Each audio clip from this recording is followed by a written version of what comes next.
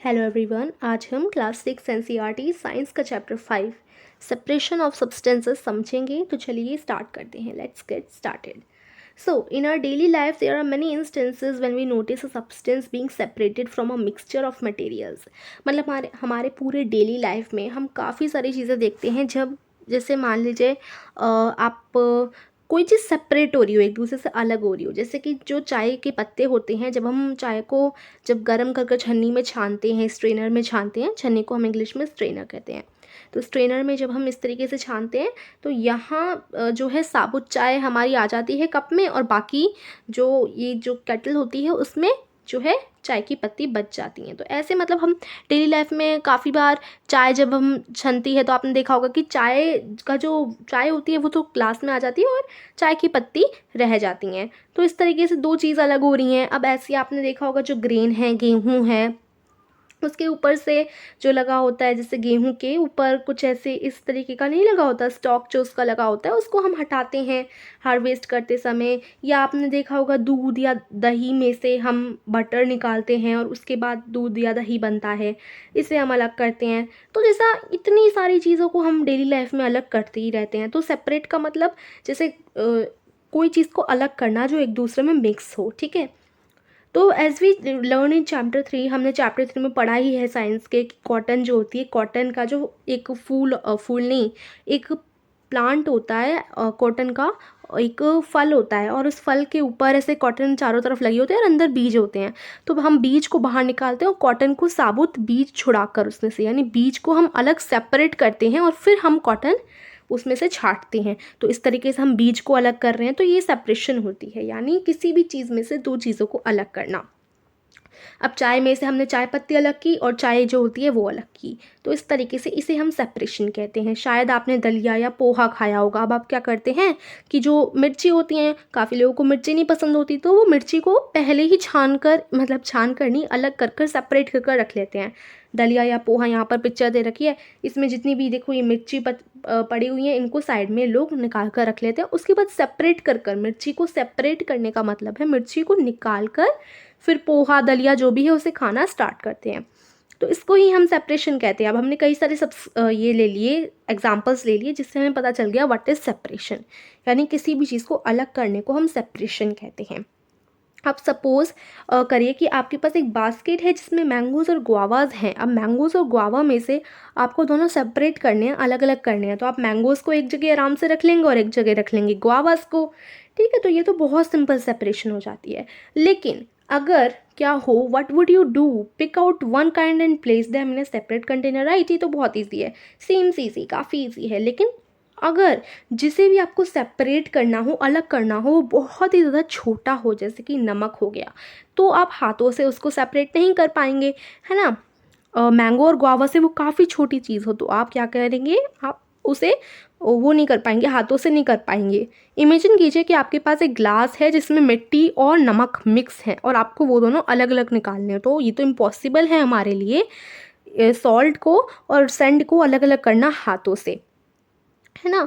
और हमारे लिए ग्रेन्स को हाथों से करना, या फिर मतलब जो छोटे छोटे पार्टिकल्स होते हैं, छोटी छोटी चीज़ें होती हैं, उनको अलग करना बहुत ही ज़्यादा मुश्किल हो जाता है हाथों से। तो अ, देखिए उसके लिए अलग मशीन्स आती हैं, काफ़ी कुछ आता है। तो यहाँ पर ये देखिए एक पिक्चर दे रखी है जिसमें हम सेपरेशन कर रहे हैं, बटर निकाल रहे हैं, मिल्क और कर्ड को ऐसे चला के देखा होगा आपके घर में, अगर आपके पेरेंट्स वगैरह करते होंगे या कोई भी करता होगा।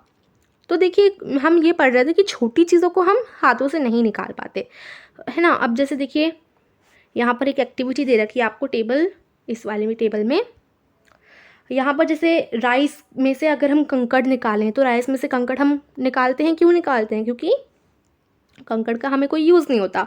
तो आप इसे मैच कीजिए कि हम देखिए किससे मैच करेंगे इसको, क्योंकि वो नॉन यूज़फुल होते हैं, नॉन यूज़फुल कंपोनेंट्स हम निकाल देते हैं, या हम कह सकते हैं वो हार्मफुल होते हैं, ठीक है। तो हम इसे हार्मफुल से मैच कर देंगे। उसके बाद मिल्क में से हम बटर बनाने के लिए हम मिल्क को चलाते हैं, तो उसके लिए हम बटर को क्यों निकालते हैं, क्योंकि हमें two different separate two different but useful component. हम दो डिफरेंट कंपोनेंट मिल्क और बटर को अलग अलग कर रहे हैं, लेकिन दोनों ही यूज़फुल हैं, तो ये इधर से मैच हो जाएगा।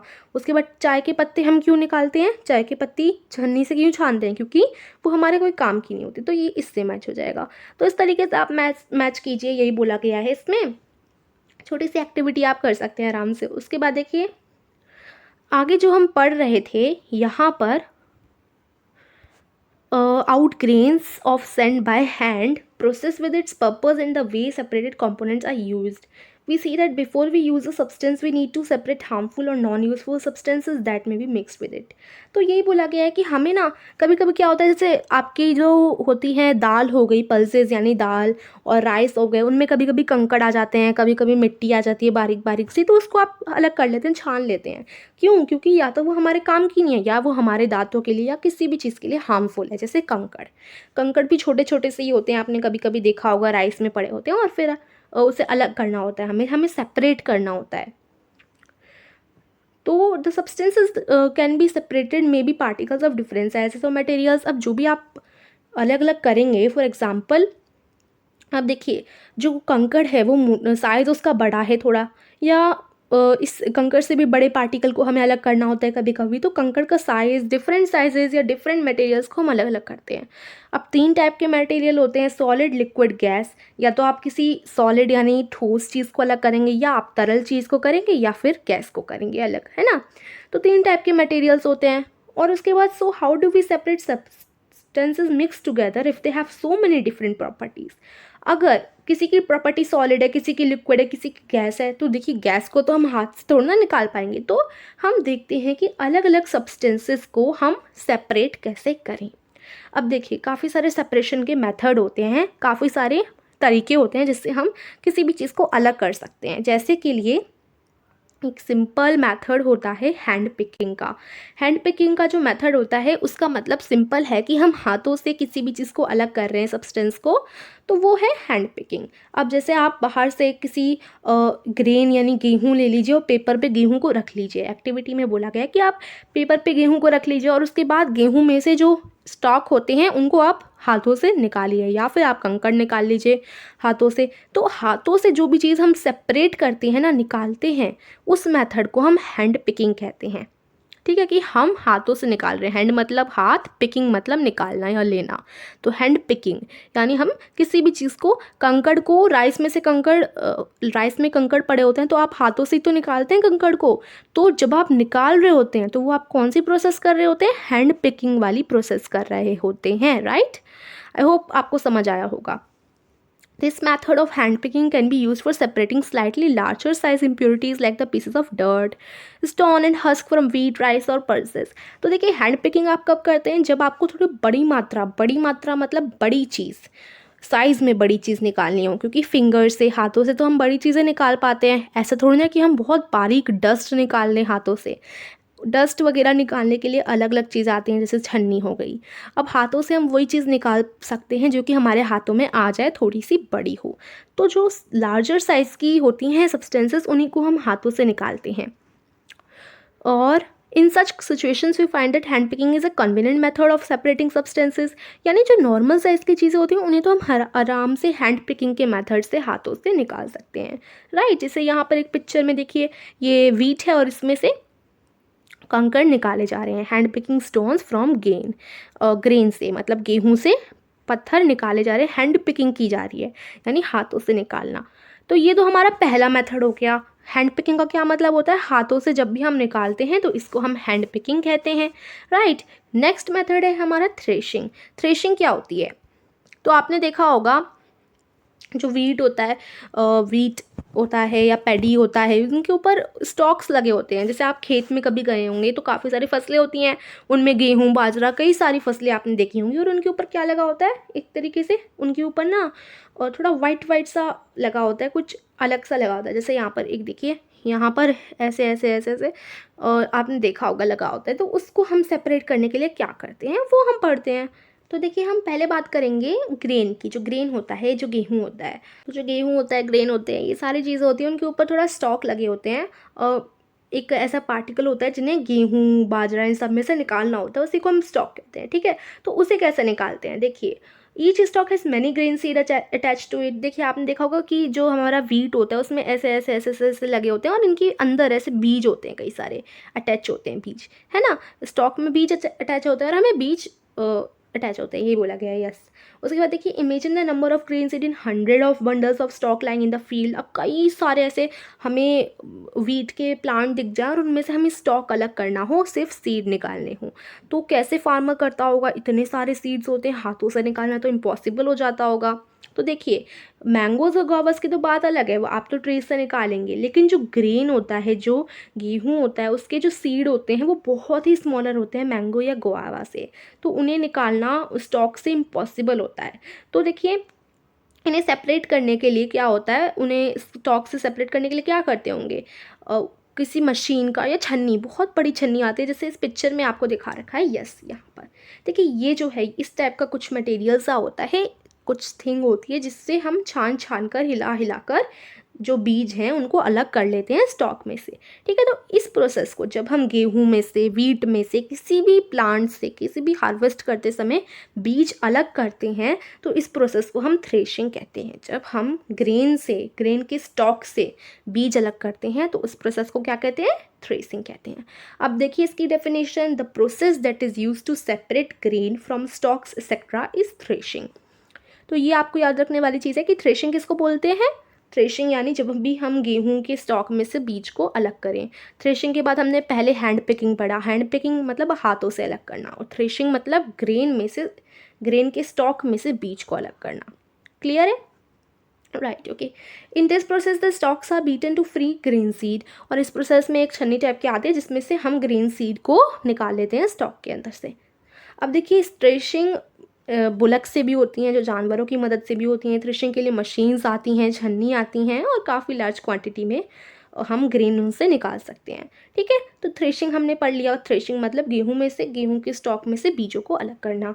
अब हम पढ़ते हैं विनोविंग। विनोविंग क्या होती है, तो चलिए इसको पढ़ते हैं। विनोविंग में देखिए यहाँ पर एक एक्टिविटी दे रखी है कि आपको क्या करना है, आपको make a mixture of dry sand with sawdust और पावर ड्राई लीव्स। आप लीव्स ले लीजिए, लीव्स में आप काफ़ी सारा मिट्टी वगैरह भर लीजिए, और उसके बाद जैसे देखिए यहाँ पर आपको ये दे रखा है, जो ग्रेन है, जो आपका गेहूं होता है, उसके अंदर जितनी भी डस्ट होती है, हस्क बोलते हैं हम डस्ट को, हस्क यानी गंदगी जितनी भी भरी होती है, उसको कैसे निकाला जाता है, विनोविंग की प्रोसेस से। विनोविंग का प्रोसेस कैसे करते हैं, देखिए यहाँ पर एक वुमेन है जो कि हाथों में वो लेकर, बोरी लेकर बहुत ऊपर चढ़ गई है, ज़्यादा भी ऊपर नहीं, मतलब थोड़ा स्टूल पे चढ़ गई हैं, और उसके बाद ऊंचाई से आपको उस डायरेक्शन में उन्होंने बोरी में से ये सारा फेंका है, गेहूँ फेंक रही है उस डायरेक्शन में जिस डायरेक्शन में हवा चल रही है। तो हवा वाली डायरेक्शन में आपको ये सारे गेहूँ ऐसे एकदम ऐसे निकाल देने हैं, और नीचे उन्होंने रख दिया चटाई वगैरह जिस पे सारे गेहूँ आ जाएं, और गेहूँ में से जो पार्टिकल्स होते हैं, हल्के हल्के बारीक बारीक जो डस्ट होती है, गंदगी होती है, वो साइड में से निकल जाती है, क्योंकि हवा की डायरेक्शन है इस तरफ, तो हल्की हल्की पार्टिकल इस तरफ उड़ जाते हैं, जैसे इस पिक्चर में आपको दिखा रखा है। तो यही आपकी एक्टिविटी है, आप कुछ ले लीजिए ऐसा, और उसके बाद ऊंचाई पे चढ़ जाइए। जैसे आपने लीव्स ले ली, लीव्स के अंदर मिट्टी वगैरह ऐसा कुछ मिक्सचर बना लिया, उसके बाद ऊपर चढ़ गए, और उसके बाद ऐसे उसे फेंक दिया, तो जो गंदी गंदी चीज़ें होती हैं, जो उसके अंदर गंदगी होगी, वो निकल जाएगी, right. This method of separating components of a mixture is called winnowing. इसी मेथड को जिसमें हम सेपरेट करते हैं गंदगी एक मिक्सचर में से, उसको हम विनोविंग कहते हैं। यानी जहाँ जैसे इन्होंने वीट में से, ग्रेन में से क्या किया, हस्क यानी जो डस्ट थी उसको बाहर निकाला इस विनोविंग की प्रोसेस से, ठीक है। तो ये इसकी डेफिनेशन है, method of separating components of a mixture is called winnowing, ठीक है। Winnowing is use to separate heavier and lighter components of a mixture by wind और ब्लोइंग हेयर। मतलब इससे क्या क्या हम कर सकते हैं कि देखिए, हम इससे जो हल्की चीज़ होती है वो साइड में चली जाती है, और हैवी हैवी जो हमारे ग्रेन्स हैं वो नीचे की तरफ आ जाते हैं। तो ये काफ़ी अच्छा प्रोसेस है, और हमें याद रखिए हमेशा उसी डायरेक्शन में खड़े होइए जहाँ पर एयर की डायरेक्शन है, ठीक है। इस प्रोसेस को हम विनोविंग बोलते हैं। अब the method is commonly use by farmers. ज़्यादातर ये किसान द्वारा प्रयोग में लाई जाती है विनोविंग वाली प्रोसेस, जिससे वो लाइटर जो गंदगी होती है उसे आसानी से ग्रेन में से बाहर निकालते हैं, और जो भी पार्टिकल्स होते हैं, जो गंदगी होती है, वो हवा के भाप से उड़ जाती है।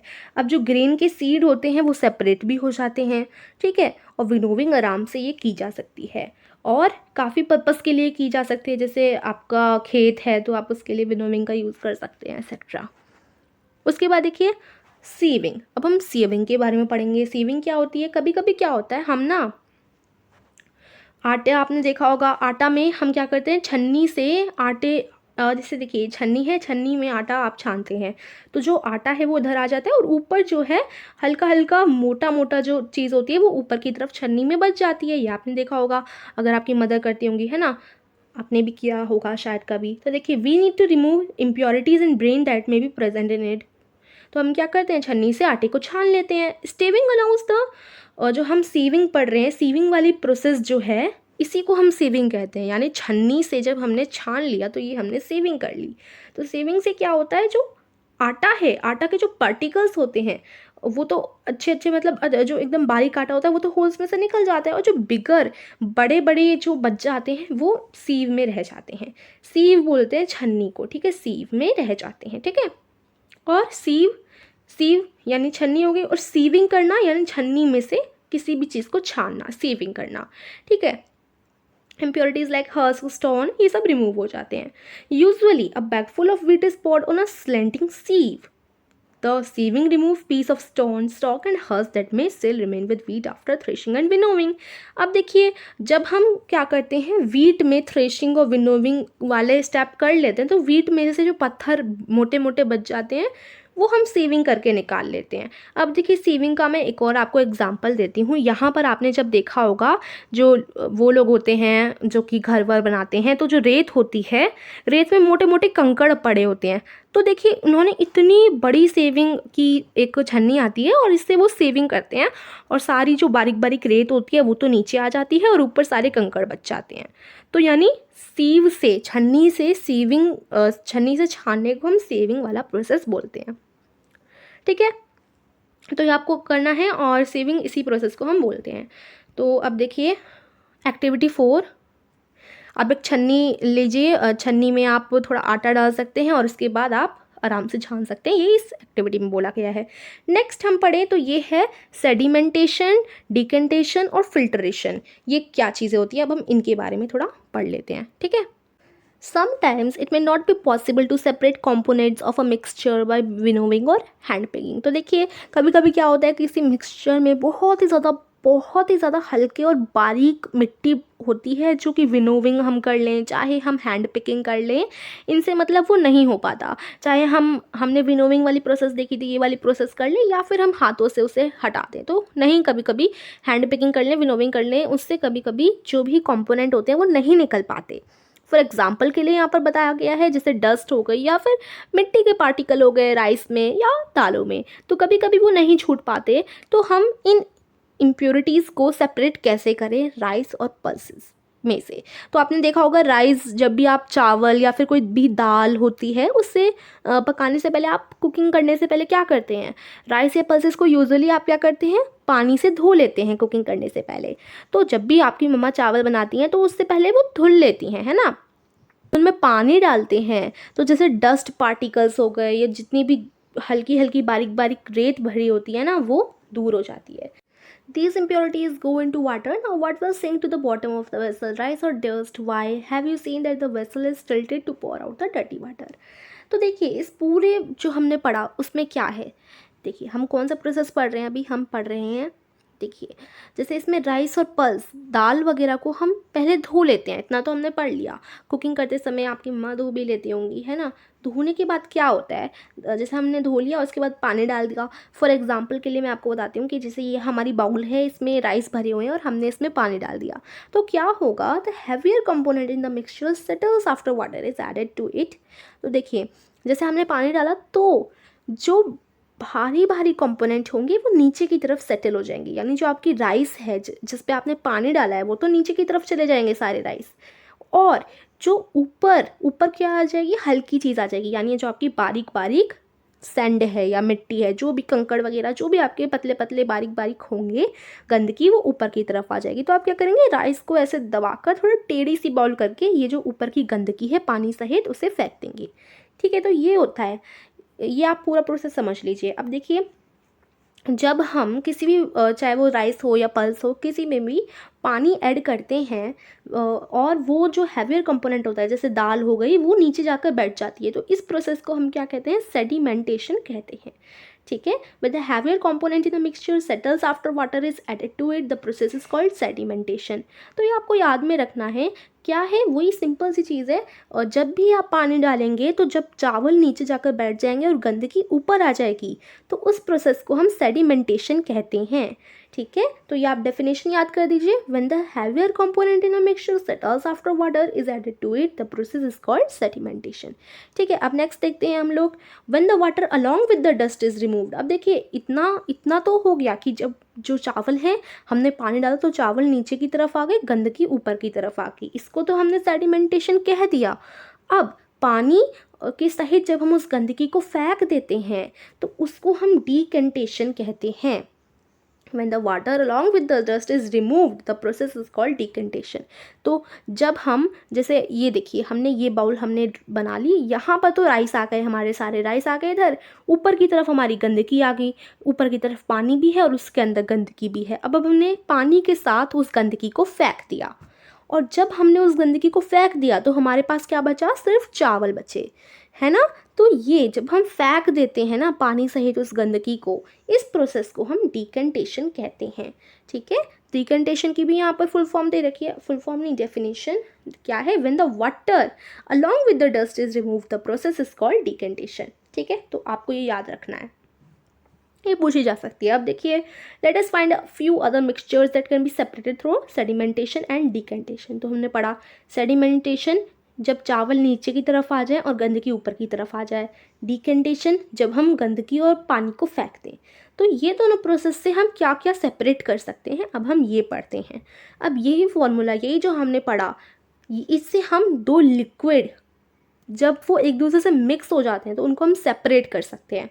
फॉर एग्जांपल के लिए मैं आपको बताऊं तो पानी आप लीजिए एक ग्लास में और उसमें ऑयल डाल दीजिए, तो ऑयल जो है वो अंदर नहीं घुसेगा पानी के, वो ऊपर ही ऊपर तैरता रहेगा।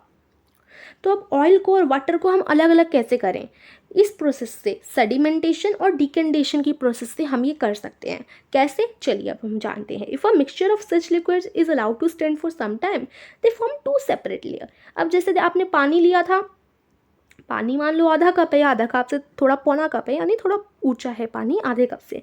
अब यहाँ पर आप क्या करें, ऑयल ऐड कर दें, तो ऑयल ऊपर ही ऊपर तैरता रहेगा, नीचे की तरफ नहीं जाएगा। उसके बाद आप क्या करेंगे, थोड़ी देर, आधा घंटा लगभग वेट करेंगे, थोड़ी देर वेट करना है आपको।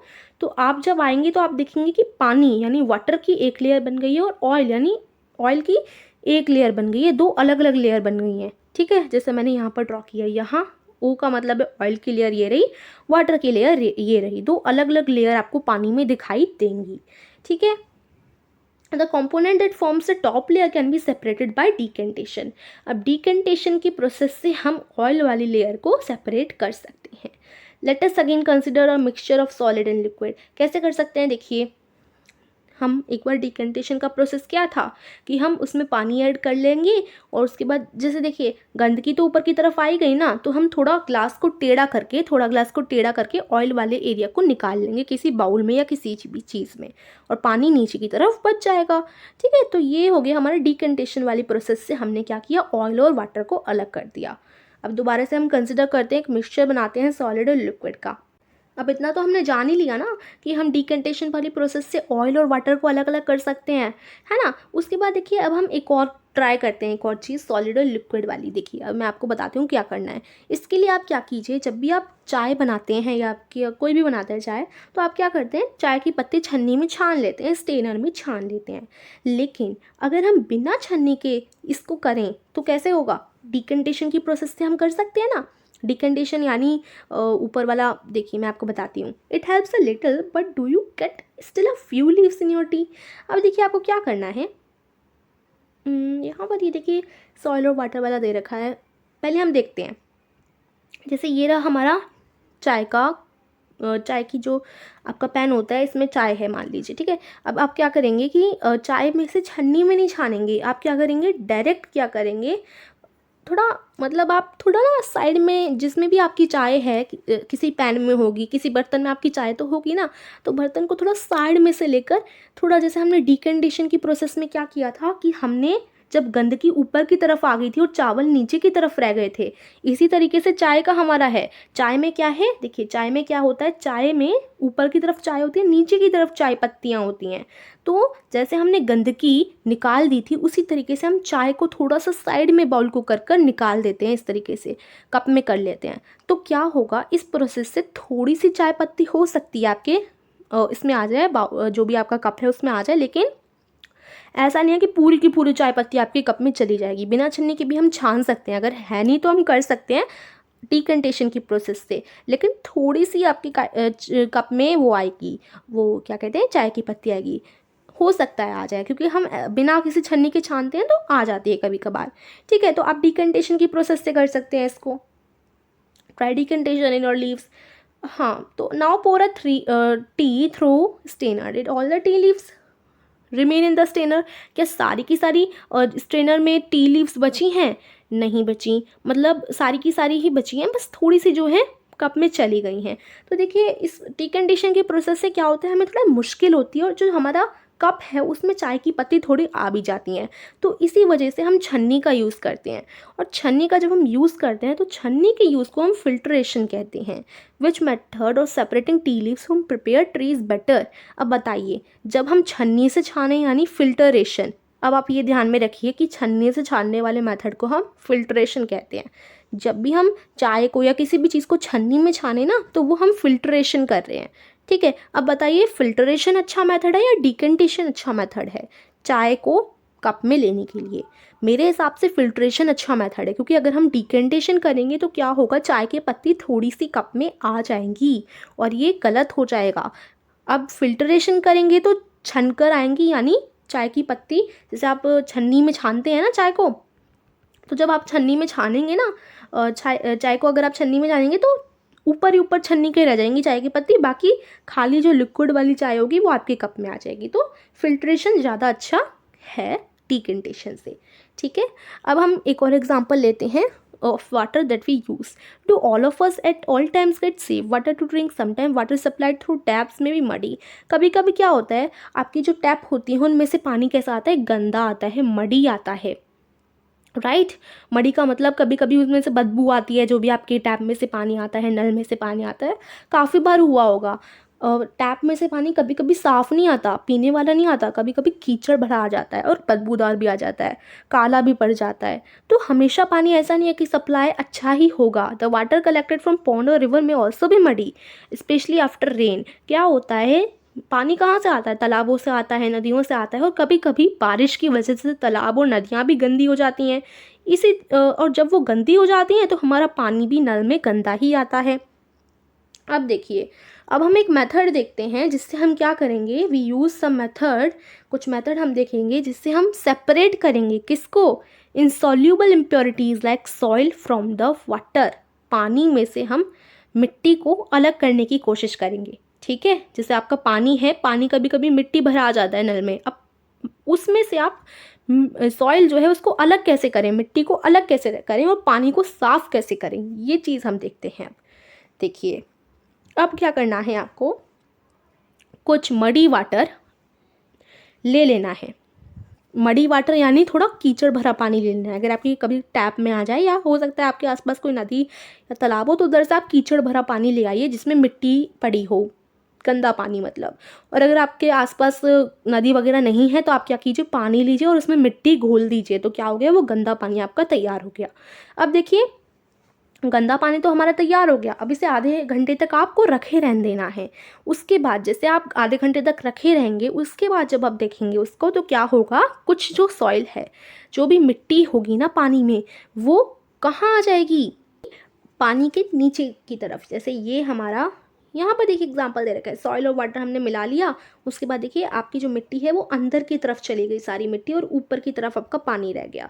ठीक है, तो देखिए ये हमारा ग्लास है, इधर की तरफ हमारा पानी रह गया, नीचे की तरफ मिट्टी जम गई, चिपक सी गई, क्योंकि आधे घंटे बाद मिट्टी जम जाती है, मतलब थोड़ी देर बाद। तो अब हम क्या करेंगे, बिना किसी उसके आराम से इस पानी को आप दूसरे कप में डाल दीजिए ऊपर का, डीकंडेशन वाली प्रोसेस से हम आराम से जो ऊपर वाली जो पानी है ना, बिना मिट्टी को डिस्टर्ब किए, मिट्टी को ऐसे ही रहने दो और जो पानी है वो आराम से दूसरे वाले कप में ट्रांसफ़र कर लो। तो अब आप देखेंगे कि पानी जो है वो थोड़ा सा तो साफ़ हो गया है, लेकिन अभी भी वो कैसा कलर है, उसका ब्राउन कलर है अभी भी। जिस इस ग्लास में जो हमने पानी ट्रांसफ़र किया है उसमें थोड़ी सी मिट्टी है। ऐसा नहीं होगा कि पूरी मिट्टी साफ़ हो जाएगी, क्योंकि डीकंडेशन वाली प्रोसेस से पूरी मिट्टी साफ़ नहीं होती, थोड़ी सी हो जाती है, मतलब कुछ भी चीज़। तो देखिए यहाँ पर अब आप सेकंड कप में आपने ट्रांसफ़र किया पानी, इस कप में थोड़ी सी मिट्टी आपकी अभी भी रह गई है। तो अब आप क्या करेंगे, हाँ, what will you call this process? In the water in the second glass is still muddy or brown in color. Now filter it. Did the tree strainer work? Let us try filtering the water through a piece of a cloth. In a piece of a cloth, small holes. हाँ, अब देखिए आपको क्या करना है, एक और बार मैं एक्सप्लेन करती हूँ आपको, इससे आपको और अच्छा समझ आ जाएगा। हमने पहले पानी लिया मिट्टी वाला और मिट्टी मिला दी पानी में। अब तो आधे घंटे बाद चेक करेंगे तो मिट्टी तो यहाँ जम गई है। अब ये जो ऊपर की तरफ पानी बचा है, इस पानी को हम निकाल लेंगे दूसरे ग्लास में। थोड़ा ग्लास को इस तरीके से टेढ़ा करके आप दूसरे ग्लास में पानी को निकाल लेंगे। अब जब आप दूसरे ग्लास में पानी को निकालेंगे तो पानी तो आ जाएगा, लेकिन अभी भी थोड़ी सी उसमें मिट्टी बची ही है। तो अब आप क्या करेंगे, एक और ग्लास ले लेंगे आप, ठीक है। इस एक और ग्लास में आप फिर से पानी डालेंगे और फिर से ये वाला जब पानी डालेंगे, किसकी मदद से डालेंगे, आप एक कपड़ा ले लो, एक कपड़ा इसके ऊपर रख लो। इसके ऊपर आपने कपड़ा रख लिया इस ग्लास के ऊपर, और उसके बाद जैसे हम छन्नी से छानते हैं ना, उसी तरीके से इस पानी को कपड़े की मदद से छानो, क्योंकि कपड़े में भी छोटे छोटे छोटे छोटे होल्स होते हैं। तो क्या होगा, एकदम प्योर तो नहीं, मतलब पानी दोबारा से इसके अंदर चला जाएगा और थोड़ा उसमें से मिट्टी साफ़ हो जाएगी, ठीक है। क्योंकि हमने क्या किया, कपड़े को एक तरीके से हमने छन्नी की तरह यूज़ किया, फिल्टर कर दिया उसके बाद पानी को। अभी भी थोड़ा सा मड़ी रहेगा पानी, तो अब आपको क्या करना है, आपने इवन कपड़े को छन्नी की तरह इस्तेमाल करके छाना, फिर भी थोड़ा सा पानी थोड़ा सा वैसा रह गया। तो अब आप क्या यूज़ कर सकते हैं, फ़िल्टर पेपर का यूज़ कर सकते हैं। ये जो आपने छन्नी से इस ग्लास में पानी छाना ना, अब दोबारा से इधर जाइए, दोबारा से इस ग्लास में जो पानी आया है उसको इस ग्लास में डालिए, खाली ग्लास में डालिए। अब दोबारा से आप डालेंगे, इस बार आप फ़िल्टर पेपर का यूज़ कीजिए। फ़िल्टर पेपर जो होता है वो मार्केट में अवेलेबल हो जाता है, आराम से अवेलेबल आपको मिल जाएगा। उसको आपको इस तरीके की शेप देनी है। इस तरीके से आप जब आप उसे शेप दे देंगे तो देखिए इस शेप को आपको इस तरीके से लगा लेना है, ठीक है। ये देखिए ये चीज़ है हमारा पेपर, फ़िल्टर पेपर, ठीक है। इस तरीके से आपको जो कप है उसके ऊपर इस फ़िल्टर पेपर को लगा लेना है। उसके बाद आपको दूसरे ग्लास में से पानी डालना है, ऊपर से दूसरे ग्लास में से, और फ़िल्टर पेपर की मदद से जो इस ग्लास में फाइनली पानी जाएगा वो एकदम साफ़ हो जाएगा। क्लियर। तो इतनी लंबी बार हमने ग्लास में पानी डालते गए और इस प्रोसेस से हम मिट्टी भरा पानी भी साफ़ कर सकते हैं, ठीक है। तो हमने देखा इस प्रोसेस से हमने मिट्टी भरा पानी भी साफ़ किया फ़िल्टर पेपर की मदद से, राइट। और shows the step involve in a filter paper, और यही वही बताया गया जो मैंने आपको बता दिया। The mixture is then poured on the filter paper. Solid particles in the mixture do not pass through it and remain on the filter. अब देखिए जो फिल्टर पेपर है इसके ऊपर ही सारी गंदगी रह जाएगी और पानी एकदम साफ जाएगा आपकी ग्लास में, ठीक है। तो इस पूरे प्रोसेस से हमने क्या किया, पानी को डाल ही दिया, फाइनली साफ़ कर दिया। अब जब भी आप फ्रूट या वेजिटेबल का जूस पीते हैं तो उसमें भी पहले फ़िल्टर किया जाता है, उस भी फ्रूट या वेजिटेबल का जूस बनाने से पहले उसे छन्नी में छान लिया जाता है ना, जिससे जो फ्रूट के सीड बचते हैं या सॉलिड पार्टिकल्स होते हैं वो ऊपर ही रह जाते हैं। अभी जो फिल्ट्रेशन वाला मेथड है, फिल्ट्रेशन वाला मेथड यही तो है कि छन्नी से जिस भी चीज़ को हम छानेंगे ना, छानने को हम फिल्ट्रेशन कहते हैं, आप बस इतना ध्यान रखिए। तो फिल्ट्रेशन कभी कभी क्या होता है, फिल्ट्रेशन पनीर बनाने में भी काम आता है। आपने देखा होगा पनीर बनाने के लिए आप क्या कीजिए, लेमन जूस डालिए मिल्क में आप लेमन जूस डालिए और उस मिल्क को मतलब बॉयल होने के लिए रख दीजिए, और फिर वो फट जाएगा जब दूध, उसके बाद आप उसे छान लीजिए तो क्या बन जाएगा, पनीर बन जाएगा, ठीक है। The paneer is then separated by filtering. उसके बाद फिल्टरिंग कर लीजिए, यानी उसे छन्नी से छान लीजिए। उसके बाद आप कपड़े से छान सकते हैं जैसे हमने छाना था, या फिर आपके पास अगर छन्नी है तो छन्नी का भी यूज़ कर सकते हैं। तो इस तरीके से हमने देखा कि कैसे हमने मिट्टी भरे पानी को साफ़ किया, फिल्ट्रेशन देख लिया एक तरीके से। उसके बाद हम पढ़ते हैं इवेपोरेशन वाला प्रोसेस। इवेपोरेशन क्या होती है, अब देखिए यहाँ पर आपको एक और एक्टिविटी दे रखी है, आपको जो है पानी में 2 चम्मच नमक डालना है, ठीक है, in another beaker and stir it well, ठीक है। वही है, पानी में 2 चम्मच आप वो डाल दीजिए, नमक डाल दीजिए और उसे गैस पर चढ़ा दीजिए। Did you see any change in the color of water? Can you see any salt in the beaker after stirring? Heat the beaker containing the salt water. तो जिसमें भी जैसे आपने पानी भरा, 2 चम्मच उसमें 2 चम्मच भरा ना आपने पानी, तो आप क्या करेंगे, इसको बॉयल होने के लिए रख देंगे, गैस चला देंगे और फिर ये बॉयल होता रहेगा, है ना। Let the water boil away, और वाटर बॉयल ही करते रहिए। उसके बाद देखिए जब बॉयल होगा काफ़ी देर तक वो बॉयल होता रहेगा, और देखिए जो पानी होगा ना वो हवा भाप बनकर उड़ जाएगा। तो ये जो भाप है इसी को हम इवेपोरेशन कहते हैं। भाप बनकर पानी उड़ गया, उसके बाद क्या बचा उस गिलास में जिसमें आपने 2 चम्मच वो डाला था, नमक डाला था, उस ग्लास में आप देखेंगे तो नमक नीचे जमा हुआ आपको दिख जाएगा और पानी सारा आपका भाप बनकर उड़ जाएगा। तो इस एक्टिविटी में क्या यूज़ हुआ, हमारा इवेपोरेशन यूज़ हुआ। इवेपोरेशन का मतलब होता है पानी का भाप बनकर उड़ना, ठीक है। और इवेपोरेशन हमने देखा, the process of conversion of water into its vapour is called evaporation. ये इवेपोरेशन की फुल डेफिनेशन हो गई, ये आप याद कर सकते हैं, ठीक है। तो इवेपोरेशन क्या होता है, जब भी पानी भाप बनकर उड़ जाता है इसी को हम इवेपोरेशन कहते हैं। जो इवेपोरेशन का प्रोसेस है वो कंटिन्यूसली होता ही रहता है जहाँ पर भी पानी है ना। अब देखिए जब आपके पसीने आते हैं तो पसीने भी भाप बनकर उड़ जाते हैं। तो जो वाटर है ना, इवेपोरेशन का जो प्रोसेस है भाप बनकर उड़ना, ये हर जगह चलता ही रहता है कंटिन्यूसली। तो देखिए अब आप क्या सोचते हैं, जो हमारा नमक है वो कहाँ से आता होगा। नमक आपको पता है ना, नदियों से आता है नमक। अब देखिए क्या होता है ना कि देखिए नदियों में से नमक निकालने के लिए क्या करते हैं, आसपास थोड़े से गड्ढे से कर देते हैं, और उसके बाद क्या होता है, जो भी नमक होगा जैसे आसपास थोड़े गड्ढे से कर दिए जाते हैं, उसके बाद पानी जो है, पानी नमक सहित गड्ढों में घुस जाएगा। अब गड्ढों में जैसे पानी घुस जाएगा, ऊपर से सूरज की किरणें आ रही होंगी। अब सूरज की किरणों की वजह से क्या होगा, जो इस गड्ढे में पानी भरा है नमक के साथ, पानी भाप बनकर इस गड्ढे में से उड़ जाएगा और इस गड्ढे में सिर्फ नमक बचेगा, ठीक है। अब कई टाइप के नमक होते हैं, एक कॉमन सॉल्ट होता है। कॉमन सॉल्ट का मतलब जो मेन नमक होता है जो कि हर कोई खाता है, ठीक है, उस नमक वो जो नमक होता है वो भी नदी में प्रेजेंट होता है, ठीक है। तो वो तो मैंने आपको बता ही दिया कि कैसे कैसे हम नमक निकालते हैं, किस में से, नदियों में से। तो ये भी इवेपोरेशन का ही प्रोसेस होता है।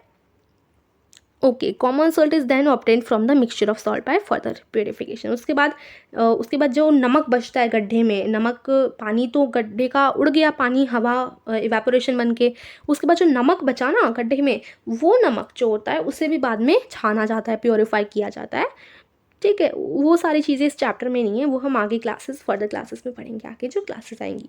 अब देखिए use of more than one method of separation. अब देखिए सेपरेशन करने के लिए एक मेथड काम का नहीं होता। जैसे कि हमने काफ़ी मेथड पढ़े सेपरेशन के, हमने पढ़ा डिकंडेशन क्या होता है और कई सारे हमने पढ़े। Often one method is not sufficient. एक मेथड कभी कभी काम का नहीं होता, सेपरेट करने के लिए काफ़ी मेथड लगाने पड़ते हैं। इस सिचुएशन में जिसमें एक मेथड काम ना आए, जैसे डिकंडेशन वाला, या हम कह सकते हैं कोई भी एक मेथड काम ना आए, कई सारे मेथड कभी कभी काम में हमें लाने पड़ते हैं।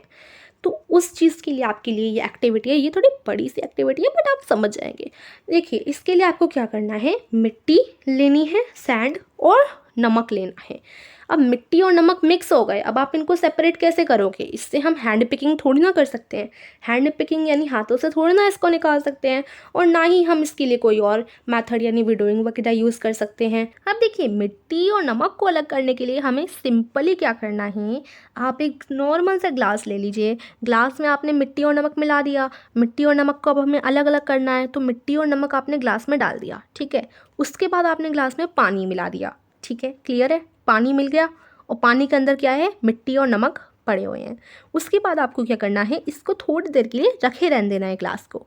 उसके बाद थोड़ी देर बाद अगर आप देखेंगे तो आपको पता चलेगा कि इसमें से, इस ग्लास में से पानी तो है और नमक भी है, नमक ये रहा, लेकिन जो मिट्टी है वो नीचे की तरफ, जैसे मैंने आपको कहा, जम जाती है। तो मिट्टी हमेशा की तरह नीचे की तरफ जमी हुई है, आपने ये देखा।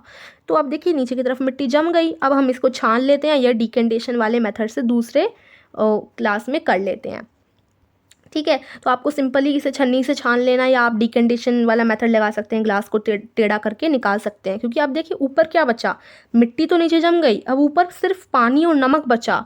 तो पानी और नमक को हम सिंपली दूसरे ग्लास में ट्रांसफ़र कर देंगे डिकंडेशन वाले मेथड से। यानी ग्लास को थोड़ा टेढ़ा कर कर पानी और नमक जो है वो इस ग्लास में हम भर लेंगे। और मिट्टी तो नीचे जमी हुई है, मिट्टी का तो कुछ होना नहीं है, मिट्टी को बिना डिस्टर्ब किए या तो आप छान लो या डिकंडेशन वाले प्रोसेस से इस दूसरे ग्लास में ट्रांसफ़र कर लो। तो जैसे आप ट्रांसफ़र करेंगे दूसरे वाले ग्लास में, तो दूसरे वाले ग्लास में क्या आ गया, थोड़ी सी जो पानी है वो आ गया और नमक आ गया, राइट। अब देखिए, अब ये ग्लास तो हमारा हट ही गया। तो अब देखो ये ग्लास, इस ग्लास में हमने क्या, अब हमारे पास क्या है, मिट्टी तो हमारी दूसरे ग्लास में रखी हुई है, इस ग्लास में हमारे पास सिर्फ पानी और नमक है, यानी नमक वाला पानी है, ठीक है। उसके बाद हमें अब इस पानी में से नमक को अलग करना है। तो कैसे करेंगे, पानी में से अगर हमें नमक को अलग करना है तो हम सबसे पहले ये जो ग्लास में हमने नमक वाला पानी लिया है, इसको एक केटल इस तरीके की होती है जो आपको इस पिक्चर में दिखा रखी है। देखिए ये वाले जो पिक्चर है ना, इसमें ये जो है जग की तरह केटल होती है। अब आपको क्या करना है, नमक वाला जो पानी है वो इस केटल में रख देना है, डाल देना है, ठीक है। उसके बाद देखिए आप उसकी ढक्कन भी बंद कर देंगे उस केटल का। उसके बाद केटल को आपको गैस पे रख देना है, ठीक है। जैसे आप केटल को गैस पे रख देंगे तो क्या होगा, notice steam coming out from the spot of the kettle. अब क्या होगा, स्टीम आती रहेगी, स्टीम आती रहेगी। यहाँ ये जो वाला भाग है ना, ये वाला, यहाँ से आपका भाप उड़ती रहेगी, इवेपोरेशन वाले प्रोसेस से आपकी भाप उड़ती रहेगी, ठीक है। आपको क्या करना है, आप जब तक उसे गैस पर रखेंगे तब उससे पहले आपको क्या करना है, एक प्लेट ले लेनी है, एक प्लेट, आपको पता है ना, प्लेट ले लेनी है और उस प्लेट के ऊपर आपको आइस रख देनी है। प्लेट ले लीजिए या फिर आप पैन ले लीजिए, जैसे इसने यहाँ पर इस पिक्चर में ले रखा है ना, ये आपने कोई ऐसा बर्तन ले लीजिए और उसके ऊपर आपको आइस रख देनी है, बर्फ़ रख देनी है, ठीक है, बर्फ़ रख देनी है। The water drop that you observe falling from the plate were due to condensation of steam. देखिए उसके बाद क्या होगा, जैसे आपने इस तरीके से ये रख दिया और यहाँ गैस पे आपकी केटल भी रखी हुई है, केटल में से क्या आएगी, भाप उड़ कर आएगी। और उसके बाद जब वो इस बर्तन में आएगी, जैसे भाप इस बर्तन में आई और यहाँ पर क्या है, आइस है, ठंडा आ गया यहाँ पर, ये बर्तन तो ठंडा है ना, अब यहाँ से गरम गरम भाप उड़ती आ रही है और ठंडे में मिल जा रही है, तो यही भाप का यहाँ पर पानी बन जा रहा है। जब भी गर्म चीज़ ये ठंडे वाले आइस में मिल जाती है या पानी आपके ये इवेपोरेशन जब इस तरीके से ठंडे वाली चीज़ में मिल जाएगा तो क्या बन जाएगा, पानी तो बनेगा ना, ठीक है। तो ये पानी बनकर इधर आ रही है, ठीक है, भाप निकल रही है, ऊपर बर्फ़ रखी हुई है, इसी वजह से ये जो है भाप वो पानी ही बनकर, दूसरे ग्लास आप रख दीजिए साइड में, इसमें आप पानी बनकर वो बूंदे बूंदे गिरती रहेंगी, ठीक है। तो इसका मतलब ये है कि ये जो भाप उड़कर आ रही है वो पानी में बदलती जा रही है ना। तो जब भी भाप पानी में बदले, भाप जब भी पानी में बदलती है तो इस प्रोसेस को हम क्या कहते हैं, कंडेंसेशन कहते हैं। The process of conversion of water vapour into its liquid form is called condensation. जब भी जो वाटर है, जो भी पानी है, पानी की भाप है, वो वापस से पानी बन जाए उसको हम कंडेंसेशन कहते हैं। ये आपको इम्पॉर्टेंट है, ये आपको याद में रखना है। और ठीक है, ये तो हो गया, कंडेंसेशन हो रही है यहाँ पर, देखो ये जो भाप है वो पानी में बदल रही है, ये तो कंडेंसेशन हो रहा है, ठीक है। और यहाँ ये भाप जो बन रही है ये इवेपोरेशन है और इवेपोरेशन से कंडेंसेशन हो रहा है, ठीक है। ये तो आपको क्लियर ही है। उसके बाद देखिए, vessel containing milk, it is just been boiled, after all the water has evaporated, what is left behind in the kettle। अब जब ये पूरा भाप बनकर पानी बनते जा रहा है, उसके बाद जब इसमें पानी ख़त्म हो जाएगा इसमें, फिर आप इस केटल को खोलकर देखिए कि इसके अंदर बचा क्या। तो आप क्या पाएंगे, we have thus separated salt, हमें क्या मिल जाएगा, अंदर नमक मिल जाएगा। इसके अंदर नमक ही बचा होगा क्योंकि सारा पानी तो यहाँ पर बन गया है, इवेपोरेशन के द्वारा पानी तो इधर बन गया, तो यहाँ पर क्या बन जाएगी, हमारी सॉल्ट बच जाएगी। तो इस तरीके से इतने सारी चीज़ हमें कर कर सॉल्ट, हमें फाइनली सॉल्ट और सैंड, मिट्टी और नमक अलग अलग कर दिया। तो हमने इसे करने के लिए किस किस का यूज़ किया, हमें सॉल्ट और पानी को अलग अलग करना था, और हमें इसे करने के लिए डिकंटेशन का यूज़ किया, फिल्ट्रेशन का यूज़ किया, इवेपोरेशन का यूज़ किया और कंडेंसेशन का यूज़ किया। इन चारों चीज़ों का हमने यूज़ किया, तब जाके हमने पानी और नमक को अलग अलग किया है। तो ज़रूरी नहीं है कि हम एक ही सेपरेशन मेथड का यूज़ करें, हमने यहाँ पर कई सारे मेथड का यूज़ करके अलग किया है।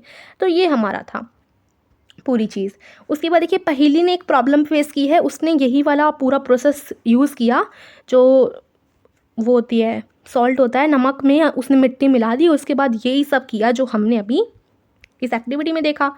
तो उसने यही सब किया, लेकिन उसने क्या किया इस एक्टिविटी में, उसने थोड़ी सी गलती कर दी। क्या किया उसने, जो जैसे जब उसने पानी, जब हवा भाप बनकर पानी बन गया, कंडेंसेशन हो गया, तो जो उसे केटल में सॉल्ट मिला वो थोड़ा सा ही मिला। क्योंकि क्या होता है, पानी के साथ साथ जैसे यहाँ पर पानी उड़ा ना, पानी उड़ा तो उसके साथ साथ थोड़ा सा नमक भी उड़ जाता है, तो आपको थोड़ा कम नमक मिल सकता है इस केटल में। तो यही चीज़ यहाँ पर बोली गई है, ये ज़्यादा इंपॉर्टेंट नहीं है, बस बता रखा है। उसके बाद देखिए can water dissolve any amount of substance. अब देखिए चैप्टर 4 में हमने काफ़ी सब्सटेंस, ये जो हम, हाँ चैप्टर 4 में हमने काफ़ी सब्सटेंस के बारे में पढ़ा कि पानी में काफ़ी चीज़ें मिल सकती हैं। We can say that these substances are soluble in water, यानी what will happen if we go on adding more and more these substances to a fixed quantity of water। देखिए एक चीज़ यहाँ पर बोली गई है, इसको मैं आपको समझाती हूँ। जैसे मान लो ये हमने एक कप लिया और इसमें हमने बहुत ही इतना आधा कप इसमें पानी, और हमने इसमें 5 या 6 चम्मच हमने नमक का डाल दिया। तो इतना सारा क्वांटिटी में हम कोई भी चीज़, कोई भी सब्सटेंस डाल सकते हैं। नमक हो गया, चीनी हो गया, जो भी मिल सके पानी में वो इतना सारा डाल सकते हैं। ये टेस्ट करते हैं। इसके लिए हमें क्या चाहिए, हमें एक पैन और बेकर चाहिए और एक स्पून सॉल्ट और वाटर चाहिए। उसके बाद देखिए क्या करना है, चलिए स्टार्ट करते हैं। pour a half of water in the beaker, add 1 teaspoon of salt and stir it well। तो आप एक, यहाँ पर आई थिंक पिक्चर दे रखी होगी आपको, हाँ नहीं दे रखी, खैर हम ऐसे ही समझते हैं। देखिए आपके पास एक कप है, कप में आपको क्या करना है, हाफ कप ले लेना है, पानी डाल देना है, हाफ कप ऑफ वाटर डाल देना है, ठीक है। उसके बाद आपको जो सॉल्ट है वो 1 चम्मच डाल देना है इसमें, ठीक है। और उसके बाद इसको घोल देना है काफ़ी अच्छी तरीके से, जब तक कि नमक घुल जाए उतना घोल देना है। उसके बाद जैसे कि नमक पूरा गायब हो जाए यानी घुल जाए, तब तक आप घोलते रहिए, ठीक है। पानी, आधा पानी, और इसमें आपने 1 चम्मच नमक डाल दिया और उसके बाद उसको घोल दिया, ठीक है। उसके बाद आपको क्या करना है, फिर 1 और चम्मच डालना है, फिर उसे घोलना है, फिर 1 और चम्मच डालना है, उसे घोलना है, और ऐसा करते रहिए। उसके बाद जब आप 2-3 चम्मच डाल देंगे और चौथी या 5वीं चम्मच डालने जा रहे होंगे नमक की, तो वो घुलेगा नहीं, ऊपर ही ऊपर नमक आपको दिखते रहेगा, वो घुलेगा नहीं। तो आप देखेंगे कि जो सॉल्ट है वो अंदर घुल ही नहीं रहा है। तो इसका मतलब ये है कि 2-3 चम्मच से ज़्यादा सॉल्ट आधे ग्लास पानी में नहीं जा सकता। या तो फिर आप पूरा पानी भरिए तब 4-5 चम्मच डाल पाएंगे, या फिर आप पूरा 1 लीटर पानी लीजिए, ठीक है। तो मतलब इसमें यही बता रखा है कि किसी भी चीज़ की क्वांटिटी होती है, ऐसा नहीं है कि आप अनगिनत डाल देंगे वो कोई भी चीज़। अब इस कप में, आधे कप में आप 10 चम्मच नहीं डाल सकते, 2 से 3 चम्मच ही आपके सॉल्ट पड़ सकता है या चीनी पड़ सकती है इस आधे कप में, यही इसमें बताया गया है। और इसी चीज़ को हम क्या कहते हैं, सेचूरेटेड कहते हैं। The solution is now said to be saturated, यानी जो आधे कप पानी में जो नमक की सैचुरेशन है वो कितनी है, 2 से 3 चम्मच। तो मतलब कोई भी चीज़ एक सैचुरेटेड मात्रा में होती है। सैचुरेटेड का मतलब है कोई एक ऐसी क्वांटिटी जो कि जिससे ज़्यादा ना डल पाए, ठीक है, उसको हम सैचुरेटेड कहते हैं। तो हमने देखा कि आधे कप पानी में हम 2 से 3 चम्मच ही नमक डाल सकते हैं, तो उसकी सैचुरेटेड क्वांटिटी क्या है, 2 से 3 चम्मच, ठीक है। ये चीज़ हमने समझ ली। उसके बाद देखिए here is a hint, the white made gone wrong when Paheli try to recover large quantity of salt mix with sand, perhaps the quantity of salt was much more than one required. मतलब पहेली ने एक और गलती कर दी थी, ये जो पिछला आपको बता रखा था ना कि पहेली ने एक गलती की थी, यहाँ पर नहीं, शायद आगे होगी। बनाने में पहेली ने, देखिए इस तरफ पहेली ने बनाने में जो गलती की थी वो यही थी कि पहेली ने ज़्यादा नमक डाल दिया था। इतना नमक नहीं डालते, जितना क्वांटिटी होती है उतना ही नमक हम डालते हैं, ठीक है। तो हर चीज़ की क्वांटिटी होती है, ठीक है। तो पहेली ने यही गलती की, उसने ज़्यादा नमक डाल दिया। अब वो सोच रही है कि अगर क्या होगा, कुछ ऐसा तरीका हो सकता है जिससे मैं पानी में जितना चाहे नमक या जितना चाहे चीनी मिलाऊं। तो चलिए हम इसके लिए एक और एक्टिविटी करते हैं। हमें क्या करना है, पहले मैं इसको रेज कर दूं। तो इस एक्टिविटी के लिए हमें क्या करना है, हमें पानी लेना है। हमेशा की तरह ग्लास में हम पानी लेते हैं, ग्लास में आपको पानी लेना है, उसमें नमक मिला देना है, ठीक है। और जब तक डालते जाइए, जब तक कि वो मतलब जब तक वो घुल रहा है तब तक आप डाल दीजिए। उसके बाद जब वो घुलना बंद हो जाए तो आप क्या कीजिए, उसे हीट कर दीजिए, यानी उसे गैस पे रख दीजिए पानी को। उसके बाद फिर डालते रहिए नमक और उसे घोलते रहिए।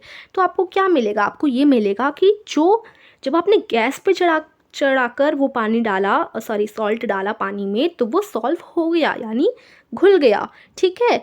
यस, घुल गया वो। उसके बाद देखिए, उसके बाद आपको इसे उतार देना है गैस से और ठंडा कर देना है, ठीक है। तो अब आप देखेंगे कि वापस से जितना भी नमक घुल गया था ना हीटिंग करते समय, अब वो वापस से दिखने लग रहा है ऊपर की तरफ। तो इस एक्टिविटी से हमें पता चलता है कि जितना हम नमक डालते हैं वो तभी पानी में घुलता है जब हम हीटिंग कर रहे हों उस चीज़ की, ठीक है। तो इससे हमें ये पता चलता है। तो हीटिंग करते वक्त जितना भी आप डालो वो घुल जाता है, लेकिन जब आप वापस से हीटिंग से उतारोगे इसको तो वापस से वो ऊपर दिखने लग जाएगा। तो ठीक है, इसी को हम सैचुरेटेड कहते हैं। किसी भी चीज़ की सैचुरेटेड मात्रा होती है, सैचुरेटेड क्वांटिटी होती है, ठीक है। तो ये हमारी सैचुरेटेड हमने पढ़ लिया। उसके बाद एक और चीज़ है, यहाँ पर देखते हैं क्या बोला गया है। तो अब देखिए, अब आपको क्या करना है इस एक्टिविटी में, 2 ग्लास ले लेने हैं। 2 ग्लास में आप आधा आधा कप पानी भर लीजिए। उसके बाद देखिए, आप हमेशा मतलब नमक डाल दीजिए दोनों में और इसे घोलते जाइए जब तक वो घुल रहा है। और जब वो घुलना बंद हो जाए, आपको काउंट करते रहना है। 1 चम्मच डाली, 1 चम्मच में घुल गया, 2 चम्मच डाली, 2 चम्मच में घुल गया, 3 चम्मच डाली, 3 चम्मच में घुल गया। उसके बाद जब हमने चौथी चम्मच डाली, मान लीजिए जब सपोज हमने चौथी चम्मच डाली और वो नहीं घुला, तो हमें पता चला कि नमक 3 चम्मच ही घुला है आधे ग्लास पानी में। उसके बाद आपको क्या करना है, चीनी घोलनी शुरू करनी है। अब चीनी कितनी चम्मच घुली ये आपको रिकॉर्ड करना है। उसके बाद आपको कुछ और घोलना है जो कि घुल सकता है, सॉल्यूबल है। उसके बाद उसे घोलते रहिए। तो आप रिकॉर्ड कीजिए कि कितना स्पून घुल सकती है, और उसके बाद इस टेबल में भरिए। क्या हर किसी की घुलने की क्वांटिटी अलग अलग है, सैचुरेटेड क्वांटिटी डिफरेंट अमाउंट में हर किसी की क्वांटिटी है, ये आपको पता लगाना है। तो हमने क्या देखा इस चैप्टर में, हमने सेपरेटिंग के काफ़ी सारे मेथड्स देख लिए। और ये जो सेपरेशन के मेथड हैं वो आपके साइंस लेबोरेटरी में भी यूज़ किए जाते हैं। तो हमने सॉल्यूशन देखा, काफ़ी सारी चीज़ें देखी।